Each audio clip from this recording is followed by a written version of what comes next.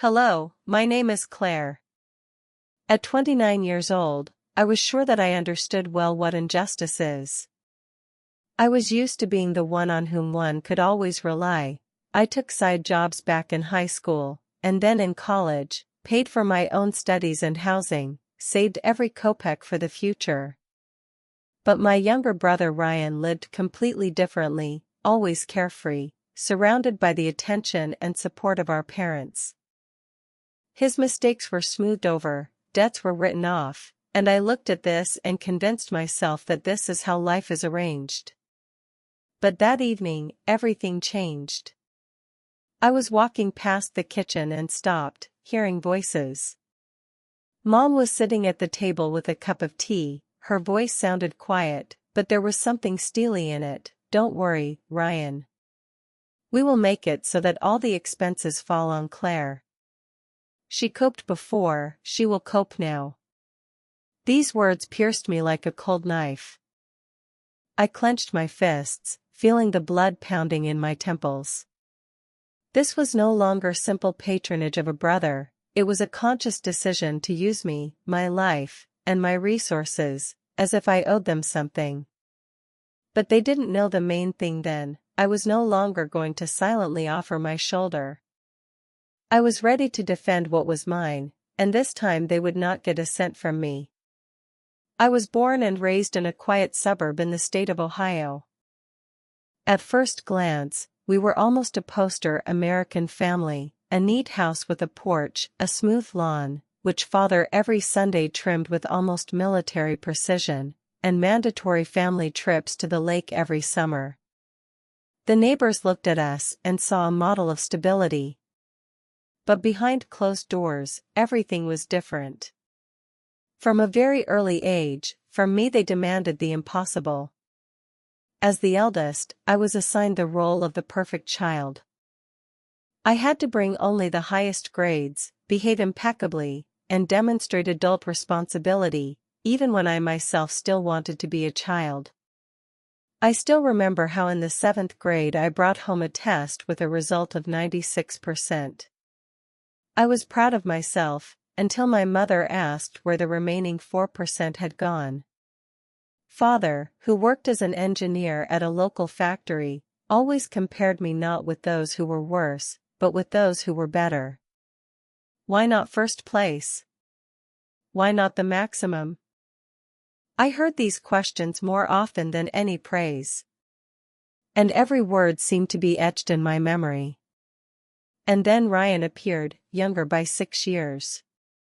From the moment my parents brought him from the hospital, it became clear that completely different rules applied to him.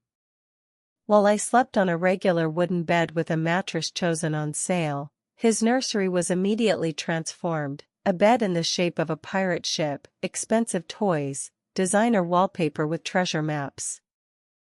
For holidays, I received practical things, books, clothes, school supplies. Ryan, on the other hand, opened boxes with the latest gaming consoles, bright Lego sets, and bicycles that cost a fortune. "He is still small, he needs more joy," Mother would say, justifying herself. Father would add, "Boys need a little more support." As if the very fact that I was a girl meant that I by default needed neither care nor attention. From early childhood, I had to get used to the role of an adult girl. While other children after school ran around the yard or rode their bikes until dark, I helped my mother clean the kitchen, washed the floors, or folded the laundry. When Dad was late at work, it was on me that the care of the house was shifted. I made sure that everything was in order, and prepared a simpler dinner, pasta or sandwiches, just so my parents would come back and see that everything was done. I understood my new role especially clearly when Ryan appeared. Instead of long walks after school, I had evenings spent next to little Ryan. I watched as my friends went to the park or the ice rink, and my mother would tell me, "You understand, we are counting on you. You are the eldest." And I silently agreed, because I knew objections would lead to nothing. These responsibilities became my norm. I became responsible too early, and even then a feeling began to accumulate within me: my labor is a duty, and Ryan gets everything without effort. When I turned 17, I got a part-time job at the nearest supermarket. After classes, I unloaded carts, arranged boxes on the shelves, lifted heavy packs of water and packs of cereal. It was neither a dream nor a hobby, just a way to somehow have my own money. At that time, Ryan received pocket money just like that, without effort. If he wanted new sneakers or a video game, his parents gave out cash without questions.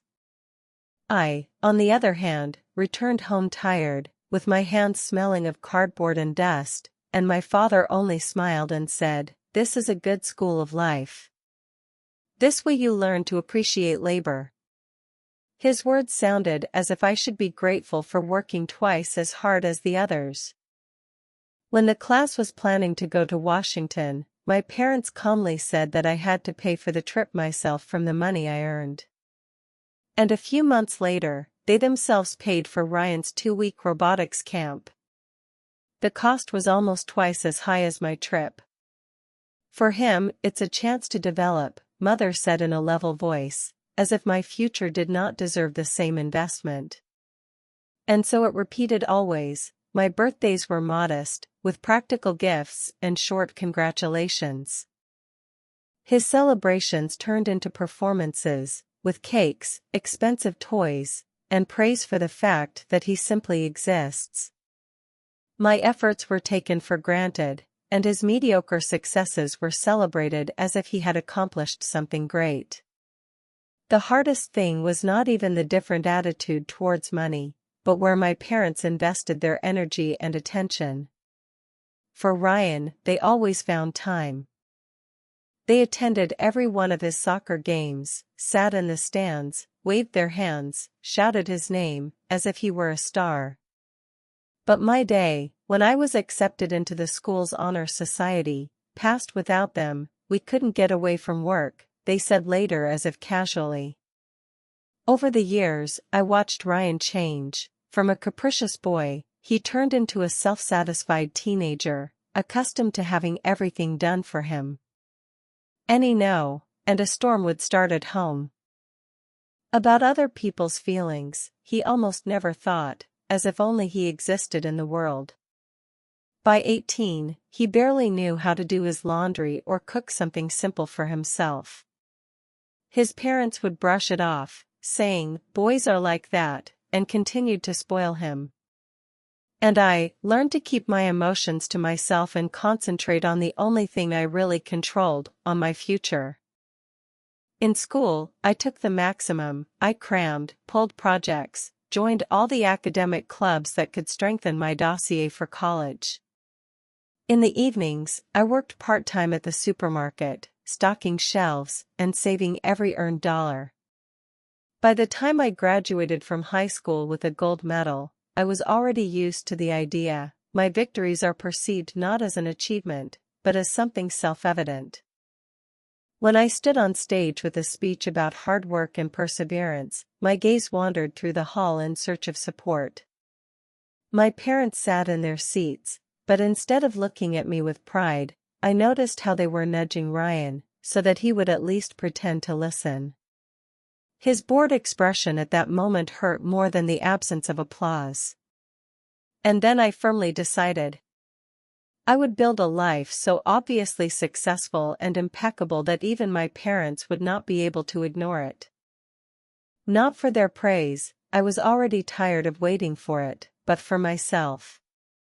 I needed to prove that I was never the background next to a spoiled brother, as they tried to perceive me all these years.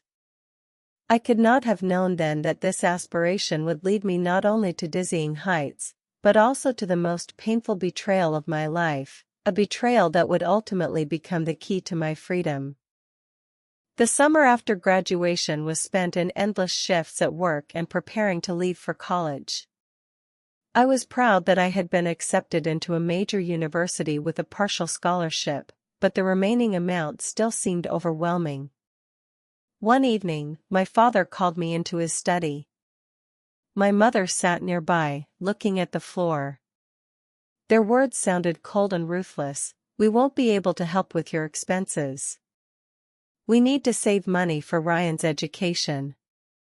I nodded, pretending that it was not a blow.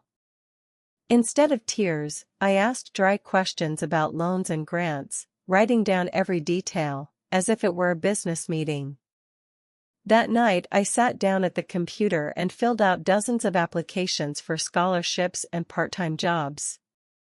I knew one thing: if I wanted to study, I would have to pull everything myself. By September, I had already arranged 2 part-time jobs at once. In the evenings, I helped at the student center with event registration, and on weekends, I worked as a waitress in a small family cafe. My schedule was so tight that I had an average of 5 hours of sleep. The dorm room became my little sanctuary, the first place where no one dictated the rules. My roommate, Julia, quickly became a close friend. She often watched as I returned after midnight, and tried to reason with me. "You're pushing yourself," she said once, noticing that I was writing an essay at 3 in the morning after a shift. But I just smiled and answered, "I'll manage." Sometimes fatigue knocked me off my feet, sometimes I would fall asleep right over my notes. But I never missed a lecture, never turned in an assignment late. And most importantly, I managed completely without my parents' help.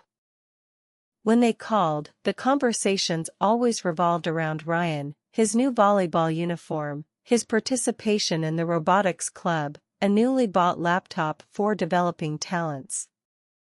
I listened, looking at my old computer, which turned on after the 10th try, and remained silent. In my second year, I chose a specialization in marketing. There was something inspiring in this subject: real strategies, opportunities to influence the future of a company and even society. Here I felt confident, and the professors began to notice my efforts and advised me to apply for prestigious internships. The summer after my 3rd year became a turning point for me. I got an internship at an investment company in Chicago, a job I could only dream of before. The salary was enough for a modest studio apartment not far from the office and even to set aside some funds. It was the first real feeling of freedom. I could pay my own bills and not depend on anyone. The internship turned out to be not just a part-time job, but a real springboard. The management appreciated my persistence and attention to detail, and at the end of the summer offered me a permanent position after graduation. The starting salary seemed incredible for a girl who until recently counted every dollar and recorded expenses down to the last detail. I dialed my parents' number, wanting to share my joy with them. But instead of warm congratulations, I heard the same restrained tone. "Good news, Claire," my mother said. "By the way, Ryan was selected for a summer engineering camp at Stanford. This is a huge opportunity for him." When I received my diploma with honors, holding in my hands the certificate of graduation from the marketing faculty, I understood. Behind me were years of work to exhaustion, minimal loans, thousands of hours of part-time jobs. But ahead of me, I already had an offer that promised stability and the opportunity to quickly pay off my debts. Over time, I moved to Chicago and began to build my career. My first own home, a small studio in the Lakeview neighborhood, became a symbol of freedom for me. After years in cramped dorms and rented rooms, this space seemed like a real luxury. I could choose my own groceries, without calculating every little thing, and even allow myself small pleasures like a cup of coffee to go or a new book. Gradually, I established a clear system. Part of my salary went into a reserve fund, part to pay off debts, and another part into savings for a home. The rest went to daily expenses, and for the first time in my life, I had a sense of control over my future. At work, I took on the most difficult tasks, stayed in the office longer than anyone else, and always tried to show results above expectations. My efforts were quickly noticed, one promotion was followed by another, and with it grew the confidence that I was on the right path. At some point, I decided to take the next step. I took out a mortgage on a small but cozy apartment in the West Loop. Signing the documents became an important milestone for me. For the first time, I had a real home, fully paid for by my labor and perseverance. Meanwhile, communication with my family remained superficial. I called on holidays, sent gifts, sometimes visited my parents in Ohio, but these visits always turned into endless conversations about Ryan. He entered university, but never decided on a direction. He changed his major several times, in the end received a general business degree and returned to live with his parents, claiming that he needed time to figure out his plans. All of this was financed by my mother and father. By my 29th birthday, I had achieved what once seemed impossible. I had my own apartment, a stable job, confidence in the future, and a small circle of friends. I proved to myself that I could build a life without constant comparisons and unconditional support. For my father's 60th birthday, I came to their house in a suburb of Ohio. As a gift, I brought a wristwatch, the very one he had once dreamed of. My father greeted me with a restrained nod, my mother smiled stiffly, immediately noting, "Ryan has been with us since Thursday." My brother came out of the kitchen in new clothes and with an expensive watch on his wrist. Smiling his signature smirk, he threw out, "Well, here you are. How's Chicago? Still living for your work?" I just took a deep breath, understanding that in this family little had changed. In the evening at dinner, the conversation again quickly turned to Ryan and his achievements. He enthusiastically talked about several interviews, although he emphasized that he was not ready to agree to the first available position. With pride, he mentioned that he now plays on an amateur volleyball team, and is seriously considering taking courses in software development. "The cost is about $8,000, my mother interjected, clearly hinting at their support. "But your father and I think that it's a good investment." I just nodded, although inside I was boiling. I remembered how once I was denied even the most modest help with paying for my studies. After dinner, Ryan went to his friends, and I stayed to help my mother with the dishes. We exchanged a few phrases about nothing. "Already on my way out," she remarked, "tomorrow we'll celebrate for real. I've booked a table at La Bella Vita 4-7 in the evening." I knew this restaurant perfectly well, one of the most expensive in the area. And I understood, again, they would be counting on me to pay the bill. The house fell into silence. I was lying in my former room, but sleep would not come. Too much was spinning in my head. Deciding that a glass of cold water would help, I put on a robe and went to the kitchen. When I approached the kitchen, I heard the front door click softly. A moment later, muffled voices reached me. Ryan had returned, and it seemed my father had come out to him. I stopped in the semi-darkness of the hallway, intending to turn back, but then I caught my own name. My heart sank.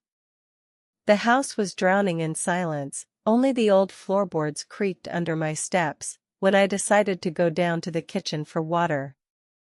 The light from a street lamp pierced through the curtains, flooding the hallway with a pale glow. I had almost reached the kitchen when I heard the click of the front door. Ryan had returned. My father immediately came out to him. I froze in the shadow of the stairs, intending to leave, but stopped when I heard my name.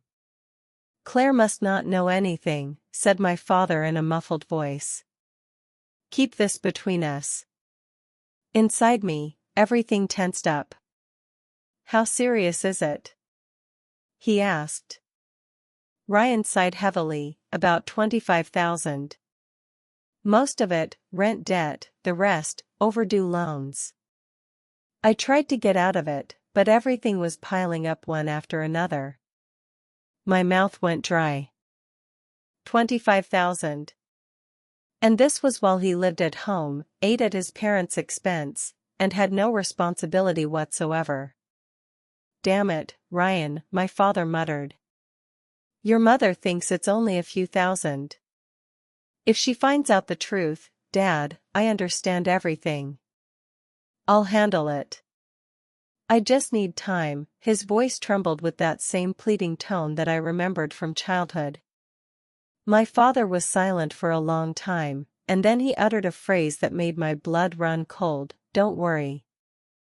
We will make Claire take on part of these problems. The words hit so sharply, as if I had been pushed in the back. Claire? Ryan's voice sounded uncertain. You seriously think she is suitable for this? She has a stable income and a good credit history, my father said calmly. Exactly what we need. My breath caught. They were discussing me as if I were a bank, and not a daughter. And in what way will we involve her? Asked Ryan, clearly doubting. We'll present it all as a family project, my father continued. For example, buying real estate or opening a small business. The main thing is to package it nicely. And you really think she will agree? My brother almost sneered. She won't just agree. She will want to. Her whole life she's been trying to earn our recognition. We will give her the illusion that this is her chance. My heart was pounding so hard that I was afraid they would hear. But if she starts asking questions? Ryan persisted. You don't know your sister well, my father chuckled. For her, emotions are more important than numbers. We'll say that it's for the future of the family, and she won't check the details. At that moment in the kitchen, a light creak was heard. My mother appeared. What are you two arguing about in the middle of the night? She asked, crossing her arms. We're discussing how to involve Claire, my father answered, not going into details. My mother sighed and shook her head. So what? Her life has worked out. It's time she helped us too. She can afford to invest, especially since it's for her brother. Exactly, added Ryan. Tomorrow I'll hint at it during dinner. Then we can develop the theme. By summer, she'll be in the game. All three of them were silent for a few seconds, then Ryan with a dry laugh said, She's always trying to prove she's one of us. We'll use that. A shiver ran through me. I understood, they didn't just want help. They were building a trap. My family, the ones from whom I had waited for support and protection my whole life, were sitting downstairs and calmly discussing how to turn me into a tool for solving their problems. Their words sounded cold and businesslike, as if the matter was not about me, but about some profitable deal. I remembered the endless hours of work, the additional part-time jobs, the evenings when dinner was replaced by a cheap snack, and every little thing I had saved for the future. I had built all of this myself, and now they were going to destroy it with one cynical plan. Something inside me snapped.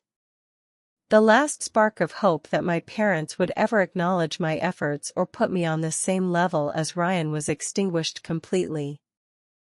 Now I clearly understood, for them, I had never been a daughter to be valued. I was just a resource, to which one could reach out a hand at a convenient moment. That night sleep never came. I sat in the dark room, the laptop glowing on my knees, and my thoughts were being sorted out with a cold clarity that only comes in moments when everything familiar collapses. The first thing I did was assess my finances to understand how to protect what I had accumulated. Then I thought about the main thing, about family. I was no longer going to play the role of the convenient daughter. This was not a quarrel that could be smoothed over with a call or a visit on holidays. This was a break, final and without return. And, strangely, I felt that I was ready. After all, in essence, I had always lived alone, even being among them. I gathered my things quietly and methodically.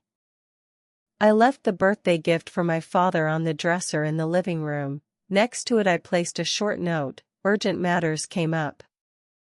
I had to leave immediately. Congratulations. Around 5 in the morning, when the house was plunged into silence, I walked out the door. I did not turn back once. Having reached a small hotel not far from the highway, I unfolded the next stage of my plan. I transferred money to a reserve account that my family never knew about. I called the bank and set new levels of protection on all my cards. I wrote to my boss and my financial advisor, asking for a meeting in the coming days. I found a lawyer who specialized in asset protection. By morning, I felt drained, but the adrenaline would not let me sleep.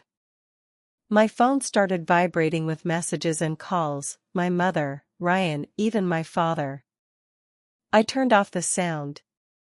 Later, already in my apartment in Chicago, I allowed myself to breathe truly freely. These walls, bought and paid for only by my efforts, symbolized everything that I had created myself. I threw the windows wide open, as if driving out the remnants of the family poison. Tears flowed on their own, for the girl who never had enough love, for the teenager who worked hard for the future, for the adult woman whom her own parents decided to use. But after the tears came a feeling of strange relief. I no longer had to spend my energy on trying to earn recognition from those who were never going to give it. I could finally stop fighting for their approval, and start living for myself. The next morning, my phone was literally exploding with notifications, dozens of calls and messages from my family. I scrolled through them all and with one motion, deleted them. That same day, I met with a financial consultant and a lawyer. We strengthened the protection of my accounts, blocked my credit lines, and drew up a clear plan so that no one could use my name for someone else's debts again. A couple of days later, I realized that I needed to set things straight directly. I wrote my parents a short message: I will be on a video call in the evening. Let Ryan be there too. When the screen came to life, on their faces irritation and confusion were clearly readable. Claire, what is going on with you? My mother spoke first. I had my own affairs, I answered evenly.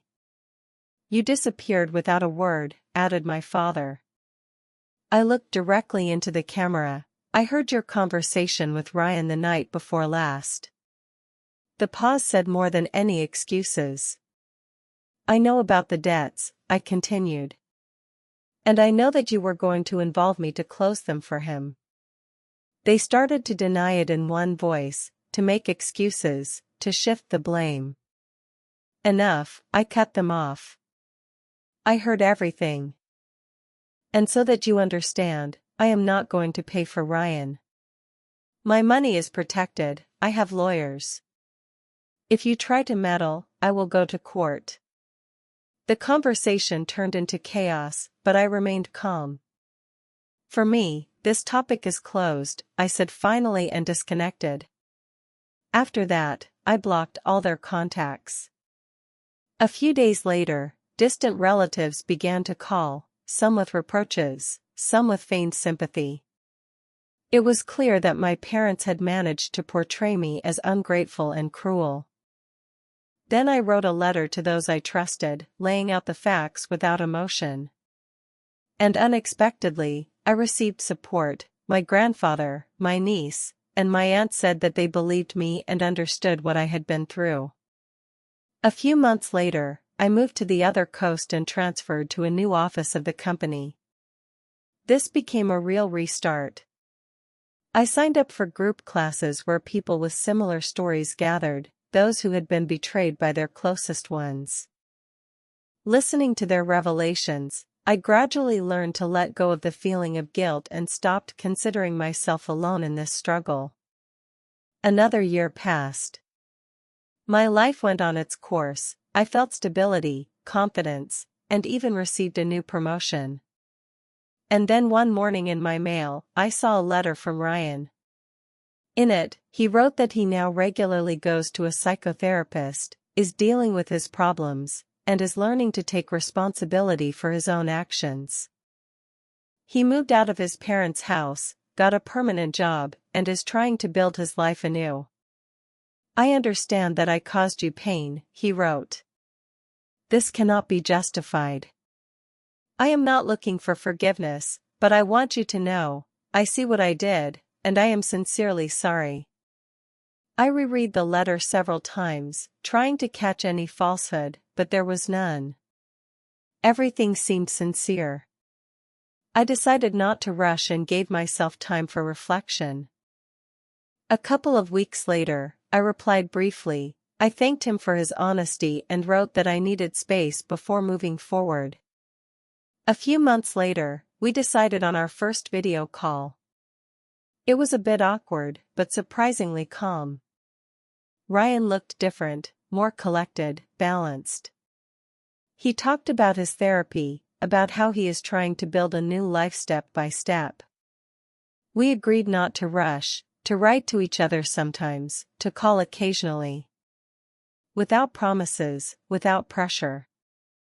I did not know where this communication would lead us, but I understood the main thing. Strength is not in holding on to broken connections at any cost, but in building an environment around yourself of those who value and respect you. I learned that leaving toxicity, even if it is family, can be the only way to find peace. The most important discovery was something else. My value never depended on their approval. Everything that I had created with my own hands and efforts, that was the real victory.